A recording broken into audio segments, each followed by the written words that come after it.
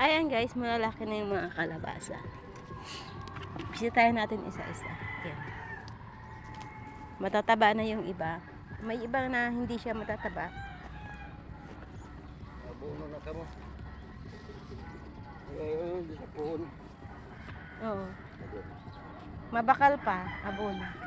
Pero sa sarong samit lang. Yep. Sa brand niya, Mabakal pa ng ano. Ibibisita ko ito mga pangaduan tanom. Kung pwede nang bubuon. Ayan guys. Malalaki na siya. Ayan, madami na ulit tayo makukuha ang kalamansi dito. Dito wala pa yung mga tumubo, yung pangalawang tanim. Ayan, medyo ano pa yung kalamansi. Ano pa yan? May ambon-ambon pa yung kalamansi. Ito ganito oh. Medyo payat. Malapit na rin tayo maglagay ng abono.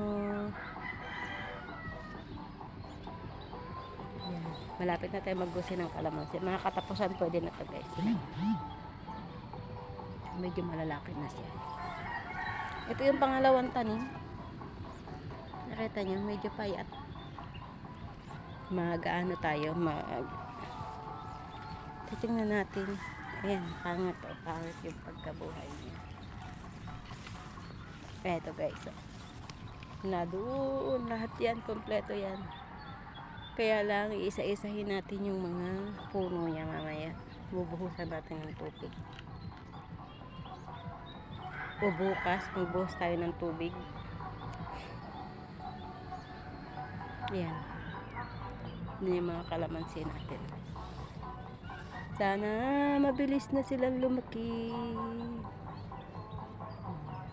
Ayan. Katapusan ng August, pwede na ito mga kalamansi na to.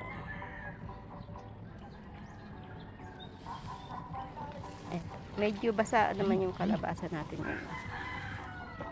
Kasi maambon pa siya.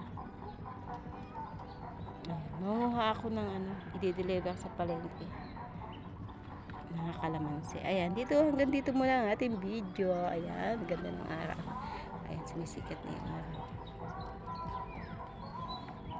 Ayan. May ambon-ambon pa yung kalamansi. Ayan. Mabilis makapagpalaki yung tubig sa kanila. Medyo basa-basa sila. Bye-bye!